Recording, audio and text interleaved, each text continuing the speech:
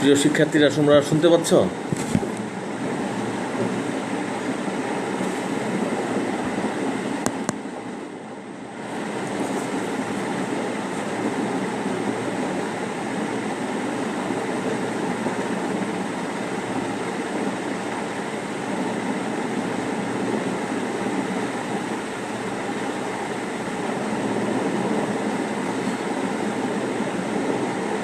চতুর্থ বর্ষের প্রিয় শিক্ষার্থীরা,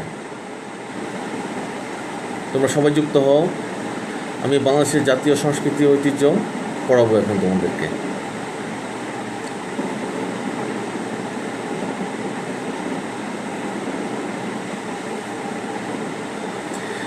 যে সকল শিক্ষার্থী যুক্ত হয়েছ তাদের একটু নাম লিখো।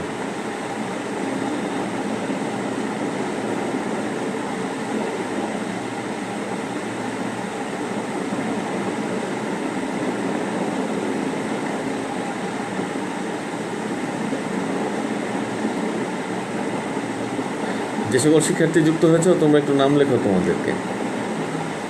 আমি আজকে প্রাচীন বাংলার ধর্ম বিষয়ে তোমাদেরকে পড়াবো।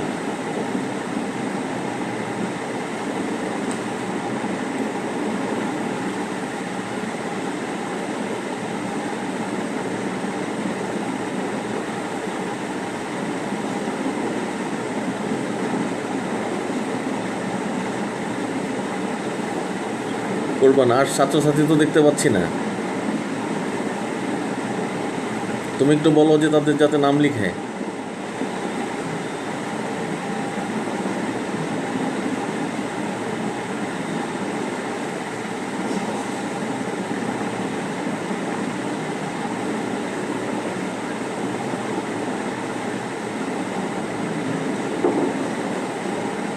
করবা, কোনো শিক্ষার্থী তো দেখতে পাচ্ছি না।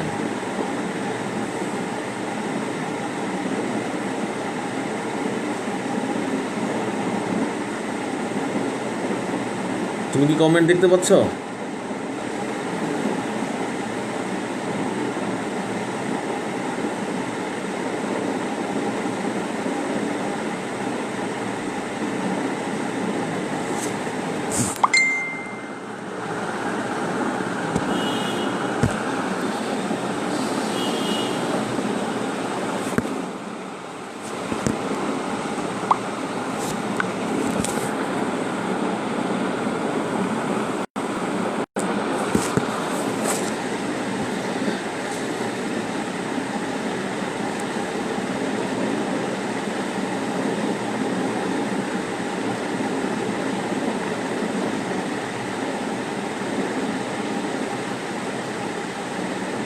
আমি তো কোনো ছাত্রছাত্রী দেখতে পাচ্ছি না। কুরবান,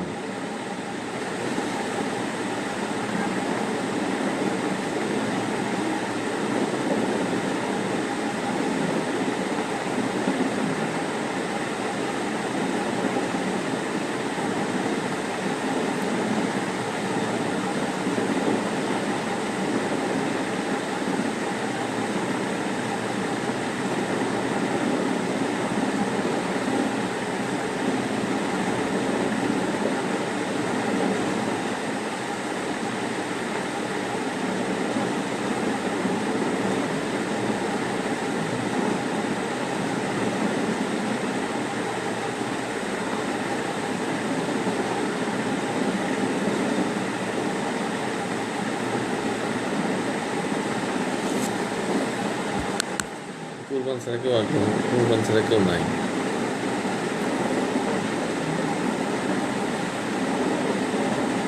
সবুজ, তুমি কোন ক্লাস, কোন ইয়ারে? ফোর্থ ইয়ারে?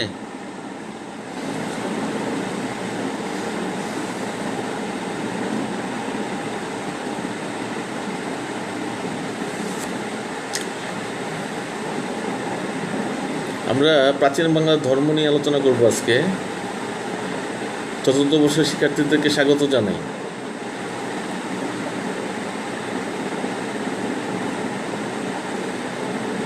তোমরা জানো যে ধর্ম হলো একটা বিশ্বাস এবং একটা প্রথা। কিছু রীতিনীতি, কি করা যাবে কি করা যাবে না সেটার একটা নির্দেশনাই হলো ধর্ম। কিছু কিছু ধর্ম দেখি আমরা ঐশী ধর্ম, কিছু কিছু ধর্ম আমরা দেখি যে প্রচলিত বা যুগ যুগ ধরে বিভিন্ন আচার অনুষ্ঠানের মাধ্যমে চলে আসছে সেগুলো।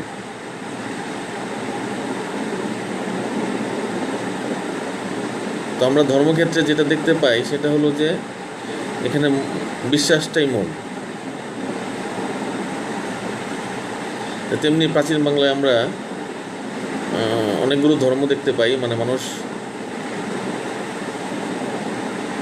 শুনতে পাচ্ছ না?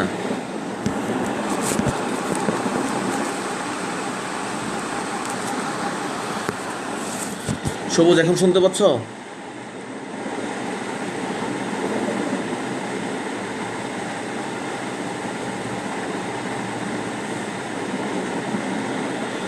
সবুজ, এখন কোনো শুনতে পাচ্ছ?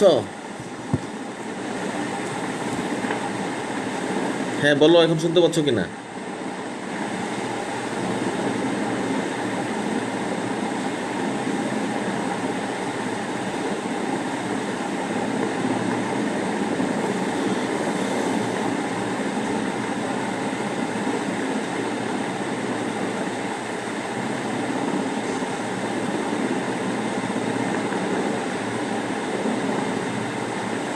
Thank you, thank you. তো আমরা প্রাচীন বাংলার ধর্মের ক্ষেত্রে দেখি যে এখানে অনেক অনেক আগে থেকে, অর্থাৎ প্রাচীনকাল থেকে বাংলায় মানুষ ধর্মর আচার আচরণ পালন করতেছিল এবং ধর্ম বিশ্বাস ছিল এবং ধর্ম পালিত হচ্ছিল। তা আর্যদের আগমনের পূর্বে আমরা দেখি যে কিছু প্রচলিত ধর্ম এবং হিন্দু ধর্মটা বলা হচ্ছে যে সনাতন হিন্দু ধর্ম। আর্যদের আগমনের পূর্বে সনাতন হিন্দু ধর্মের সাথে প্রচলিত ধর্মগুলোর সংমিশ্রণে একটা নতুন ধর্মের প্রচলন ঘটে, সেটা হলো বৈদিক ধর্ম। তোমরা জানো যে বৈদিক ধর্মের মানে ধারক বাহকে ছিল হলো আর্যরা। ঠিক আছে? তো আমরা যেটা দেখতে পাই যে নানা রূপান্তরের গ্রহণ বর্জনের মধ্য দিয়ে আসলে এখানে হিন্দু ধর্মের থ্যাংক ইউ নানা রূপান্তরের গ্রহণ বর্জনের মধ্য দিয়ে আসলে হিন্দু ধর্মের উদ্ভব হয়। প্রথমে রূপান্তরটা খুব বেশি প্রচলিত না থাকলেও পরবর্তীতে আমরা দেখি যে এখানে হিন্দু ধর্মের জাতিভেদ প্রথা অর্থাৎ শ্রেণীভেদ প্রথা বিদ্যমান দেখা যায়, শ্রেণীবিভেদ লক্ষ্য করা যায়। তো নিম্ন স্তরের হিন্দু ধর্মের লোকদের আসলে আচার অনুষ্ঠানগুলো এসেছিল মূলত কৌম সমাজের বিশ্বাস, সংস্কার এবং অনুষ্ঠানাদির একত্রীকরণের মাধ্যমে। তো আমরা এই প্রাচীন বাংলায় মূলত সনাতন হিন্দু ধর্মকেই প্রথম ধর্ম হিসাবে দেখি। এর আগেও কিছু ধর্ম প্রচলিত ছিল, বিশ্বাস প্রচলিত ছিল, কিছু আচার অনুষ্ঠান, ধর্মীয় আচার অনুষ্ঠান আদি প্রচলিত ছিল বা প্রচলন ছিল, কিন্তু সনাতন হিন্দু ধর্মটাই এই ভারতবর্ষের মতো পুরাতন ধর্ম। তার সাথে যুক্ত হয়েছিল, আমরা দেখি যে গুপ্ত যুগ থেকে মুসলিম আমল পর্যন্ত যদি আমরা হিন্দু ধর্মের দিকে বা হিন্দু সমাজের দিকে লক্ষ্য করি তাহলে দেখব যে অনার্য উপকরণের সাথে বৈদিক, পৌরাণিক, বৈষ্ণব এবং শিব উপকরণ মিলে একটা ধর্মের প্রচলন ঘটে, যে আচার অনুষ্ঠানগুলোর প্রচলন ঘটে। সেটাই হলো যারা এই আচার অনুষ্ঠানের প্রচলক হয় তাদেরকেই বলা হচ্ছে হিন্দু সমাজ বা হিন্দুইজম, ইংরেজিতে বলা হচ্ছে হিন্দুইজম। হ্যাঁ, এই হিন্দুইজমের বিশ্বাসীরা ছিল আসলে একটা মিক্সচার আর কি। কিছু প্রচলিত, কিছু বৈদিক, কিছু পৌরাণিক, কিছু বৈষ্ণব, কিছু শিবের আদর্শ নির্দেশনা নিয়েই একটা ধর্ম এই উপমহাদেশে বিদ্যমান হয়েছিল। সেটাকে আমরা বলতেছি হিন্দু ধর্ম বা ইংরেজিতে বলা হচ্ছে হিন্দুইজম। এই ধর্মের ফলে, ওয়ালাইকুম আসসালাম আল মামুন, এই হিন্দু ধর্মেই ছিল সবচেয়ে প্রাচীন ধর্ম। আচ্ছা, এই হিন্দুইজমটা বলতেছি। তারপরে তোমরা খেয়াল করবা যে পৃথিবীতে সবসময়ই বেশিরভাগ ধর্মেরই কিছু অংশ মানুষ মেনে নিতে পারে নাই বা মনোভূত হয় নাই, সেটার প্রতিবাদে ধর্মগুলো চলে আসে। সেই প্রতিবাদে আবার কিছু নতুন ধর্মের আবির্ভাব ঘটে। তেমনিও ভারতবর্ষেও আমরা বলতেছি যে কিছু প্রতিবাদী ধর্ম আসে এই সনাতন হিন্দু ধর্মের প্রতিবাদে, এগুলো হলো। তবে হিন্দু ধর্মটা কিন্তু ভারতবর্ষে বা এই বাংলায় খুব জনপ্রিয় ছিল, প্রাচীন বাংলায় আর কি। তারপরে আমরা দেখি যে এই সময় কিছু প্রতিবাদী ধর্ম এগুলো বিকশিত হতে থাকে। এর মধ্যে একটা ছিল বৌদ্ধ ধর্ম, এটা ছিল জৈন ধর্ম। জৈন ধর্মটা আগে এসেছিল আর বৌদ্ধ ধর্মটা পরে এসেছিল। প্রতিবাদী ধর্ম হিসেবে বৌদ্ধ এবং জৈন ধর্ম এই ভারতবর্ষ তথা বাংলায় প্রসার ঘটে। তো বাংলাতে জৈন ধর্মটা খুব প্রসার লাভ করতে পারে নাই, এবং পৃথিবীতেও দেখবা যে খ্রিস্টান ধর্ম যে আছে প্রচলিত বর্তমান খ্রিস্টান ধর্ম, সেটাও কিন্তু তোমার দুই ভাগে বিভক্ত। তারা একটা হলো প্রটেস্ট্যান্ট খ্রিস্টান, আর একটা হলো ক্যাথলিক খ্রিস্টান। ক্যাথলিকটা হলো আদি ধর্ম আর কি, যারা বাইবেলের, তোমরা জানো যে খ্রিস্টানদের ধর্মগ্রন্থ বাইবেল তাদের আদি আদি ধর্মটা ব্যবহার করে, আর কিছু সংস্কার করে যে ধর্মটা, এটাকে বলে নিউ টেস্টামেন্ট, এটা ব্যবহার করে হলো প্রটেস্ট্যান্টরা। অর্থাৎ কিছু সংস্কার সাধন করে ধর্মগ্রন্থের, এটাই হলো প্রটেস্ট্যান্ট ধর্মগ্রন্থ। আর এদের বাইবেলের যে অংশটা তারা ফলো করে সেটাকে বলা হচ্ছে নিউ টেস্টামেন্ট, আর ক্যাথলিকরা ফলো করে ওল্ড টেস্টামেন্ট। তবে প্রটেস্ট্যান্টের পৃথিবীতে অনেক বেশি, ক্যাথলিকরা বা ওল্ড টেস্টামেন্টের অনুসারীরা খুব কম। তেমনি ভারতবর্ষে আমরা দেখি তথা বাংলায় এই যে সনাতন হিন্দু ধর্মাবলম্বীর চেয়ে হিন্দু ধর্মাবলম্বীর এই প্রটেস্ট্যান্ট ধর্মাবলম্বী হলো জৈন ধর্ম এবং বৌদ্ধ ধর্ম। তো মৌর্য যুগ থেকেই আসলে বাংলায় জৈন ধর্ম প্রচলন ঘটেছিল। তোমরা জানো যে বর্ধমান মহাবীর জৈন ধর্মের প্রবর্তক। উনি খ্রিস্টীয় প্রথম এবং দ্বিতীয় শতকে আমরা জৈন ধর্মের প্রচলন ঘটানোর দেখি বাংলায়। খুব বেশি প্রসার লাভ করতে পারেনি বাংলায় জৈন ধর্ম। কারণটা ছিল যে এখানে এর চেয়ে বৌদ্ধ ধর্ম একটু বিকশিত বেশি হয়েছিল। তো আমরা কিছু জৈনদের প্রধান নীতিটা ছিল হলো অহিংসা এবং শান্তি, অর্থাৎ জীবের প্রতি অহিংসা দেখাতে হবে এবং শান্তি দেখাতে হবে, এটাই ছিল তাদের জৈনদের মূলনীতি। এবং বিভিন্ন পর্যটকদের বিবরণে শুধুমাত্র আমরা বাংলায় জৈন ধর্মের কিছু বিস্তার দেখতে পাই। এগুলোর মধ্যে ছিল সুন্দরবনে প্রায় 10-12টা ওদের মন্দির দেখা যায়, এবং পশ্চিমবাংলার বীরভূম, বাঁকুড়া প্রভৃতি অঞ্চলেও আমরা অনেক মন্দির বা উপাসনালয় দেখতে পাই জৈনদের। এছাড়া বাংলায় খুব একটা বিকাশ লাভ করতে পারি নাই। এরপরে আমরা বৌদ্ধ ধর্মেরই বিকাশ দেখি বাংলাতে। তোমরা জানো যে গৌতম বৌদ্ধ ধর্মের প্রবর্তক ছিলেন। এটাও কিন্তু একটা প্রতিবাদী ধর্ম, অর্থাৎ সনাতন হিন্দু ধর্মের প্রতিবাদ করে এই ধর্মগুলো এই বাংলা তথা ভারতবর্ষে বিকশিত হয়। এবং বৌদ্ধ ধর্মটা শুধু বাংলাই না, বাংলার বাইরে তিব্বত হয়ে চীন, এদিকে মায়ানমার, শ্রীলঙ্কা বা আশেপাশের অনেক দেশেই ব্যাপক বিস্তার লাভ করেছিল। তোমরা জানো যে অহিংসাই পরম ধর্ম, এবং একটা নির্বাণ লাভ করা, অর্থাৎ সব কিছু থেকে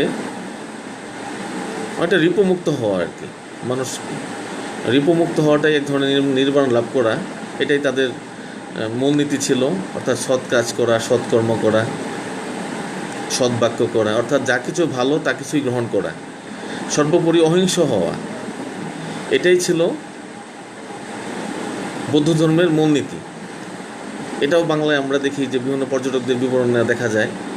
বিশেষ করে তোমরা খেয়াল করবা যারা চতুর্থ বর্ষে তোমরা এখন পড়তেছো, ফার্স্ট ইয়ারে আমরা যে পাল যুগ পড়েছিলাম, পালরা কিন্তু বৌদ্ধ ধর্মের অনুসারী ছিলেন। তারা প্রায় 400 বছর এই বাংলার রাজত্ব করেন এবং ব্যাপক প্রসার ঘটান। এবং পাল রাজারা ব্যাপক পৃষ্ঠপোষকতা দিয়ে এই বাংলায় বৌদ্ধ ধর্মের ব্যাপক প্রসার ঘটিয়েছিলেন এই পাল আমলে, প্রায় 400 বছর। তোমরা জানো গোপাল থেকে শুরু করে মদন পাল পর্যন্ত প্রায় অনেক শাসক এসেছিলেন এবং তারা বাংলায় বৌদ্ধ ধর্মের বিস্তার ঘটিয়েছিলেন। তোমরা জানো নালন্দা বিশ্ববিদ্যালয় হয়েছিল, শিলভদ্র নামে এক ভদ্রলোকে এটা অনেক উপাচার্যও হয়েছিলেন প্রথম, এবং অনেক শ্রম দিয়ে এটা এই ভারতের প্রাচীন শিক্ষা প্রতিষ্ঠান ব্যাপক বিস্তার, শিক্ষা বিস্তারে ব্যাপক প্রভাব বিস্তার করেছিল। আমরা প্রাচীন বাংলার শিক্ষা ব্যবস্থায় সেই বিষয়টা নিয়ে শিলভদ্র নিয়ে আলোচনা করব। তো আমরা দেখতেছি যে প্রাচীন বাংলার প্রধানত ধর্ম ছিল হিন্দু ধর্ম, সনাতন হিন্দু ধর্ম। এটা আসলে ছিল মূলত বিভিন্ন ধর্মীয় আচার অনুষ্ঠানের একটা সংমিশ্রণ। এটাই সবচেয়ে জনপ্রিয় ধর্ম ছিল এবং ব্যাপক প্রসার ঘটেছিল এই প্রাচীন ভারতবর্ষ সহ বাংলায়। কিন্তু আস্তে আস্তে আমরা দেখি যে এটার কিছু প্রতিবাদী ধর্মগুলো বিকশিত হতে থাকে। তো জৈন ধর্মটা খুব একটা বিকশিত হতে পারে নাই, কিন্তু আমরা দেখি পরবর্তীতে বৌদ্ধ ধর্মটা বিকাশ লাভ করেছিল।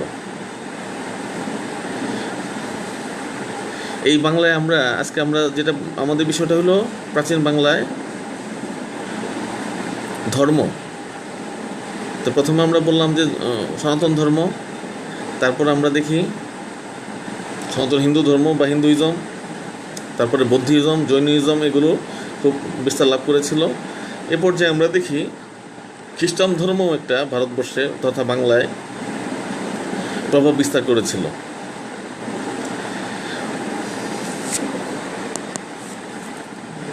খ্রিস্টান ধর্মটা কি? তোমরা জানো যে ঈশ্বরের পুত্র যিশুর অনুসারীরা হইল খ্রিস্টান ধর্মের অনুসারী। খ্রিস্টান ধর্মটা পৃথিবীতে দুই ভাগে বিভক্ত বর্তমানে। আমি আগেই বলেছি একটু আগেই যে একটা হলো প্রটেস্ট্যান্ট আর একটা হলো ক্যাথলিক। ক্যাথলিকটাই পুরাতন বাইবেল ব্যবহার করেন, অনুসরণ করেন, মেনে চলেন, আর প্রটেস্ট্যান্টরা নতুন বাইবেল অনুসরণ করেন। এটাও একটা ঐশী ধর্ম। তো এই খ্রিস্টান ধর্মটা ভারতবর্ষে আমরা দেখি যে যীশু খ্রিস্টের যে 12 জন শিষ্য ছিল, এর মধ্যে টমাস নামে একজন শিষ্য খ্রিস্টীয় 52 খ্রিস্টাব্দে, খ্রিস্টীয় 52 অব্দে এই ভারতবর্ষে আসেন। এই টমাস এসে প্রায় 72 খ্রিস্টাব্দ পর্যন্ত উনি, অর্থাৎ 72 খ্রিস্টাব্দে উনি ধর্ম শহীদ হয়েছিলেন। অর্থাৎ এই 20 বছর উনি স্থানীয় অগ্নি উপাসক ইহুদি এবং ভারতবর্ষের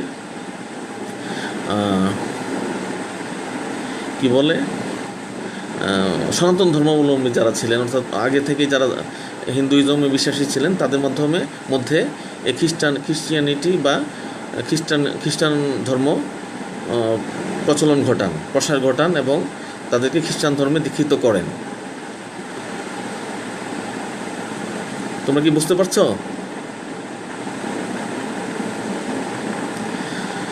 তো আমরা দেখি যে এই খ্রিস্টান ধর্মের টমাস এই ভারতবর্ষে খ্রিস্টান ধর্ম নিয়ে এসেছিলেন খ্রিস্টীয় 52 অব্দে। হ্যাঁ, কিন্তু আমরা আরেকটু ইতিহাসে, সালমা তোমাকে ধন্যবাদ। আমরা আরেকটা জিনিস খেয়াল করি, সেটা হলো যে তোমরা জানো 1498 খ্রিস্টাব্দে পর্তুগিজ নাবিক ভাস্কো ডা গামা এই ভারতবর্ষে আসেন। উত্তমা সন্তরীপ হয়ে ভারতবর্ষে এসেছিলেন। আসলে পর্তুগিজরা এসেছিল শুধু ব্যবসা বাণিজ্য মূলত উদ্দেশ্য নিয়ে, এবং প্রথম ভারতবর্ষে ওনারাই আসেন। কিন্তু ওনাদের সাথে খ্রিস্টান মিশনারিরাও আসছিল। 1500 আমরা দেখি যে সাতক্ষীরায় বা বাংলার সাতক্ষীরায় প্রথম তারা এটা মিশনারি করার 1599 খ্রিস্টাব্দে এটা মিশনারি করেছিলেন, এবং 1577 খ্রিস্টাব্দে সম্রাট আকবর তাদেরকে এই বাংলায় স্থায়ীভাবে বসতির অনুমতি দিয়েছিলেন। পরেই 1599 খ্রিস্টাব্দে এই বাংলায় তারা মিশনারি স্থাপন করেন। তোমরা এখন তাকালে দেখবা যে এই সমগ্র বাংলা জুড়েই অনেক মিশনারি স্কুল, গির্জা প্রতিষ্ঠিত হয়েছিল। এগুলো মূলত সেই সময় থেকেই শুরু হয়েছিল, মোগল আমল থেকেই শুরু হয়েছিল, এবং এখনও এখনও যদি তুমি তাকাও যে দেশের শিক্ষা ব্যবস্থায় এই মিশনারি স্কুলগুলোর একটা গুরুত্বপূর্ণ ভূমিকা আছে। শুধু এই বাংলাদেশেই না, ভারতবর্ষেও দেখবা যে সেরা সেরা স্কুল, সেরা সেরা শিক্ষা প্রতিষ্ঠানগুলো সবটাই খ্রিস্টান মিশনারিরাই প্রতিষ্ঠা করেছিলেন, এবং এখান থেকে বড় বড় শিক্ষিত লোক বেরিয়ে এসেছিল। হ্যাঁ, শিক্ষিত হয়েছিল, অনেক বড় বড় মানুষ এখান থেকে বেরিয়ে এসেছিল শিক্ষা নিয়ে। হ্যাঁ, তা আমরা দেখি যে শিক্ষা এবং শিক্ষার ক্ষেত্রে এই গুরুত্বপূর্ণ অবদান রেখেছিল এই বাংলা সহ ভারতবর্ষে এই মিশনারিরা, অর্থাৎ খ্রিস্টানরা। তো আমরা একটা জিনিস দেখি যে তারা দখল করেছিল, এখানে ব্যবসা বাণিজ্য করেছিল বা অনেক কিছু নিয়ে গিয়েছিল এই দেশ থেকে, কিন্তু একটা জিনিস সত্য কথা, এদেশের মানুষকে আধুনিক শিক্ষায় শিক্ষিত করার পেছনে এই মিশনারিদের গুরুত্বপূর্ণ অবদান ছিল এবং এখনও আছে। হ্যাঁ, উদাহরণস্বরূপ বলা যেতে পারে যে নটরডেম কলেজ, বাংলাদেশের অন্যতম সেরা কলেজ একটা নটরডেম কলেজ, তোমরা নাম শুনে থাকবে, এটা কিন্তু খ্রিস্টান কলেজ। এবং ভারতবর্ষেও আমরা দেখেছি যে অনেক শিক্ষা প্রতিষ্ঠান, এই মিশনারি স্কুল, তারা খ্রিস্টান ধর্মগুরুরা বা ধর্মযাজকরা সেটা প্রচলন ঘটাচ্ছেন। আচ্ছা, তো এর পরবর্তীতে আমরা দেখি যে খ্রিস্টান ধর্মটা আরও প্রসার লাভ করার জন্যে 1793 সালে কলকাতায় এসেছিলেন ডক্টর উইলিয়াম কেরি। উনি 1809 সালে এই বাইবেলটাকে বাংলায় অনুবাদ করে উনি ভাষা এবং বাংলা ভাষা এবং সাহিত্য ব্যাপক অবদান রাখেন। পাশাপাশি বাংলা ভাষা এবং সাহিত্যে ব্যাপক অবদান রাখেন এবং পাশাপাশি উনি বাইবেলটাকে বাংলায় অনুবাদ করে এদেশের সাধারণ মানুষও যাতে খ্রিস্টান ধর্মে দীক্ষিত হতে পারেন সেটায় ভূমিকা রাখেন। তো তোমরা পরবর্তীতে দেখবা যে আমরা ডক্টর উইলিয়াম কেরিকে অনেক অবদান দেখি খ্রিস্টান ধর্মে এই বাংলায় প্রসার ঘটানোর ক্ষেত্রে। আচ্ছা, তারপর আমরা আসতেছি, আমরা বললাম যে হিন্দুইজম অর্থাৎ হিন্দু ধর্ম, সনাতন হিন্দু ধর্ম, জৈন ধর্ম, তারপরে বৌদ্ধ ধর্ম, বাংলায় প্রাচীন বাংলা আমরা এগুলোর প্রসার দেখলাম, প্রচলন দেখলাম এবং প্রবর্তকদের নাম শুনলাম। তারপরে আমরা সর্বশেষে এই প্রাচীন বাংলা ইসলাম ধর্মের প্রচার এবং প্রসার আমরা নিয়ে আলোচনা করতেছি এখন। তা আমরা দেখি যে তোমরা জানো যে 1204 খ্রিস্টাব্দে বখতিয়ার খলজি বাংলা বিজয়ের মাধ্যমে এদেশে প্রথম ইসলাম প্রচার ঘটান, ইসলামী লক্ষ্ণৌতীতে ইসলামী রাজ্য বা ইসলামী শাসন প্রতিষ্ঠা করেছিলেন। কিন্তু আসলে এর আগেই 7ম এবং 8ম শতকে আরব বণিকরা জাহাজ নিয়ে চট্টগ্রামে আসতেন এবং এসে ওখানে ব্যবসা বাণিজ্যের পাশাপাশি ধর্ম প্রচারও করেছিলেন। তোমরা শুনে থাকবে অনেকে আত্মীয় স্বজন ওখানে আত্মীয়তা করেছিলেন চট্টগ্রাম অঞ্চলে। 7ম এবং 8ম শতাব্দীতে এসে ওনারা ব্যবসা বাণিজ্যের পাশাপাশি ধর্ম প্রচার শুরু করেছিলেন। তারপরে আমরা দেখি 10ম, 11শ এবং 12শ শতকে বিভিন্ন সুফি দরবেশ, আউলিয়া, পীর, ওনারা এই Yemen, Iraq, Iran, Saudi Arabia, Ghazni থেকে ওনারা অনেক ওলামা মাশায়েখ সহ সুফি দরবেশরা এসে এই দেশে ধর্ম প্রচার শুরু করেছিলেন এবং ব্যাপকভাবে ধর্ম প্রচার শুরু হয়ে গেছে। বাংলায় ধর্ম প্রচার শুরু হয়ে গেছিল এবং ইসলাম ধর্ম দ্রুত প্রসার লাভ করছিল। এটা আরেকটা কারণ ছিল, তোমরা জানো যে সেনামলে যেমন হিন্দুরা এখানে ব্যাপক প্রভাব বিস্তার করেছিল হিন্দু ধর্ম। তার পরবর্তীতে মুসলিমরা এখানে ক্ষমতায় আসে, সেনদেরকে পরাজিত করে। তোমরা জানো যে লক্ষণ সেনকে পরাজিত করে বখতিয়ার খিলজি বাংলায় বিজয়ী হয়েছিলেন এবং শাসন প্রতিষ্ঠা করেছিলেন। উনি ইসলাম ধর্মেরও ব্যাপক, ওনার পরবর্তী যে খলজি মালিকগণ ক্ষমতায় এসেছিলেন ওনারা তোমার ব্যাপক ইসলামের ব্যাপক পৃষ্ঠপোষকতা করেছিলেন। এই জন্য মধ্যপ্রাচ্য সহ মধ্য এশিয়ার বিভিন্ন দেশ থেকে বা গজনি থেকে যে মুসলিমরা ওলামা মাশায়েখরা এসেছিলেন ওনারা ধর্ম প্রচার করতে সুবিধা হয়েছিল। আরেকটা সমস্যা ছিল, সেটা হলো যে আমরা দেখি যে ইসলামের পূর্ব যুগে যে এখানে হিন্দুইজম ছিল বেশি প্রভাবশালী, তাদের মধ্যে যে শ্রেণীভেদ প্রথা ছিল, অর্থাৎ ব্রাহ্মণ, ক্ষত্রিয়, বৈশ্য, শূদ্র, তাদের মধ্যে যে শ্রেণীভেদ প্রথায় একটা বিদ্বেষ তৈরি হয়েছিল। অর্থাৎ কখনো শূদ্র কখনো ব্রাহ্মণের বাড়িতে যেতে পারতো না, তাদের মধ্যে সামাজিক কোনো বন্ধন তৈরি হতে পারতো না, তাদের মধ্যে একটা সামাজিক দূরত্ব সবসময় নিশ্চিত করা হতো। তো এইসব বিষয়ে মানুষের মধ্যে একটা বিভেদ তৈরি হয় এবং তারা এই ব্রাহ্মণরা বংশ পরম্পরায় তারা সুযোগ সুবিধা ভোগ করতো। তোমরা জানো ক্ষত্রিয়রা যোদ্ধা শ্রেণী ছিল, বৈশ্যরা বণিক শ্রেণী ছিল, আর শূদ্ররা নিম্ন বর্ণের ছিল। তারা ছোটোখাটো কাজকর্ম করে জীবিকা নির্বাহ করতো। তারা বংশ পরম্পরায় এই কষ্টের মধ্যে জীবিকা নির্বাহ করতেন। কিন্তু যখন ইসলাম চলে আসলো, ইসলাম শাসন ব্যবস্থা প্রচলিত হলো বাংলায়, তখন দেখলো যে সুফি দরবেশ আউলিয়ারা, তোমরা শুনে থাকবা যে হযরত শাহজালাল রহমতুল্লাহ আলাইহি, আদম শহীদ, বাবা আদম শহীদের নাম, তারপরে হযরত শাহ মখদুম রাজশাহীতে ছিলেন, পরে আমাদের নেত্রকোনা ছিলেন শাহ সুলতান রুমি। ওনারা এসে ওনাদের যে বৈশিষ্ট্যের কারণে ইসলাম প্রচার হয়েছিল, আসলে ওনারা ছিলেন খুবই মানবদরদী মানুষ। ওনাদের চেহারা খুব সুন্দর ছিল, মানবদরদী ছিলেন, কোনো বৈষম্য বিশ্বাস করতেন না, মানুষকে খুব ভালোবাসতেন। অর্থাৎ সর্বোপরি মানুষকে ভালোবাসার কারণে দেখলো যে বৈষম্যহীন সমাজ, একসাথে ধর্মকর্ম করা যায়, একসাথে দাঁড়ায় নামাজ পড়া যায়, একসাথে খাওয়া যায়, থাকা যায়, কোনো বৈষম্য নাই। এই বৈষম্যহীন সমাজ এবং ভালোবাসা, মানুষকে ভালোবাসা, যে কোনো মানুষ এসলে ওই যে সুফিরা বা দরবেশরা যেখানে থাকতেন সেখানে খানকা বলা হচ্ছে, সেখানে তোমার কিছু ধর্মীয় পড়াশোনার পাশাপাশি থাকার ব্যবস্থাও ছিল। সুফিরা যারা আসতেন তাদেরকে কিছু চিকিৎসার ব্যবস্থা করতেন। অর্থাৎ একটা ওই সময়কার একটা ভালো শেল্টার ছিল হইলো এই খানকা শরীফগুলো, যেখানে সুফি দরবেশরা থাকতেন এবং ধর্মপ্রচার করতেন। ধর্মপ্রচারের কাছে ওই খানকা শরীফগুলো ব্যবহার করতেন। তো এখানে আমরা দেখি যে মানুষকে ভালোবাসার জন্যেই দলে দলে মানুষ ইসলাম গ্রহণ করেছিল এবং মানুষের প্রতি এই যে যারা ধর্মীয় প্রচারক ছিলেন আমাদের অলি দরবেশরা, তাদের প্রতি মানুষের ভক্তি বেড়ে যায়। এবং এখনও দেখবা যে সিলেটে শাহজালাল রহমতুল্লাহের মাজারে গেলে ওখানে হাজার হাজার মানুষ সবসময় ভিড় করে থাকে, তারা ভক্তি শ্রদ্ধা করতেছেন। সব মাজারেই গেলে দেখবা যে ভক্তি শ্রদ্ধায় মানুষ এখনও ভক্তি শ্রদ্ধা করে তাদেরকে। আমি একটা জিনিস খেয়াল করেছি সিলেটে, যে এখানে আমি হিন্দু ধর্মাবলম্বীকে যেতে দেখেছি। তো আমি জিজ্ঞেস করাতে যে আমি তো বললাম যে এটা তো মুসলিম প্রচারক ছিলেন, উনি মুসলিম ধর্মের প্রচারক ছিলেন বা মুসলিম ছিলেন। তো উনি বললেন যে এটা বংশ পরম্পরায় তারা হিন্দু হলেও তারা ওনাদেরকে ভক্তি শ্রদ্ধা করেন। অর্থাৎ ধর্মমত নির্বিশেষে বিভিন্ন লোকজন মানুষ এখনও তাদেরকে ভক্তি শ্রদ্ধা করে তাদের কবর জিয়ারত করেন এবং মাজারে আসেন, হ্যাঁ, মাজারে শ্রদ্ধা জানান। তো আমরা এই দেখি যে প্রাচীন বাংলায় প্রথমে সনাতন হিন্দু ধর্ম থাকলেও আস্তে আস্তে প্রতিবাদী জৈন ধর্ম আসে, বৌদ্ধ ধর্ম আসে এবং আস্তে আস্তে আমরা দেখি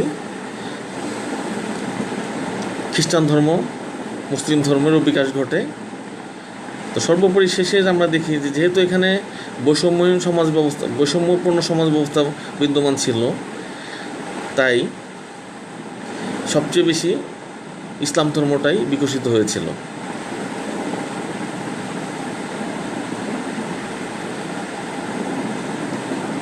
তোমরা কি বুঝতে পেরেছ তৃষা?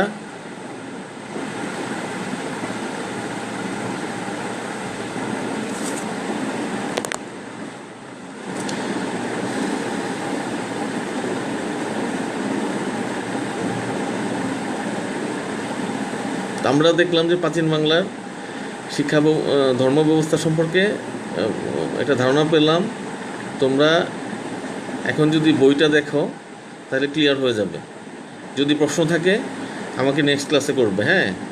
নেক্সট ক্লাসে আরেকটা জিনিস তোমাদেরকে পড়াবো। নেক্সট ক্লাসে তোমাদেরকে আরেকটা প্রাচীন বাংলার শিক্ষা ব্যবস্থাটা পড়াবো।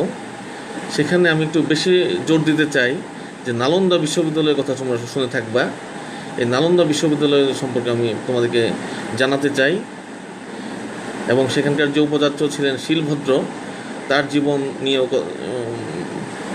তোমাদেরকে একটু বিস্তারিত আলোচনা করতে চাই। তোমরা দেখবা যে আসলে লেখাপড়াটা একটা সাধনার ব্যাপার, একটা অনেক ধ্যানের ব্যাপার, একটা বিশাল ডেডিকেশন দরকার আর কি পড়াশোনা করার জন্য। তা আমরা যারা এই করোনা পরিস্থিতির মধ্যে আছি, ছাত্রছাত্রীরা, তোমরা ফোর্থ ইয়ারে পড়ো, চতুর্থ বর্ষে, তোমাদের কিন্তু কিছুদিন পরে খোলা হলেই তোমাদের ফাইনাল পরীক্ষা শুরু হয়ে যাবে, বিভিন্ন পরীক্ষাগুলো শুরু হয়ে যাবে দ্রুত। কাজেই এই সময়টাতে আমরা বসে থাকলে চলবো না। আমরা সবগুলো কোর্সই, তোমাদের জানো অনেকগুলো কোর্স, সবগুলো কোর্সই এর মধ্যে পড়তে হবে। সবার আগে জীবনটা বাঁচাতে হবে, এর মধ্যেই আমাদের উৎসবগুলো পালন করতে হবে, সব কিছু করতে হবে, কাজকর্ম করতে হবে। তবে সর্বাগ্রে অগ্রাধিকার দিতে হবে যে জীবন বাঁচিয়ে চলতে হবে। হ্যাঁ, সবাই ভালো থাকো।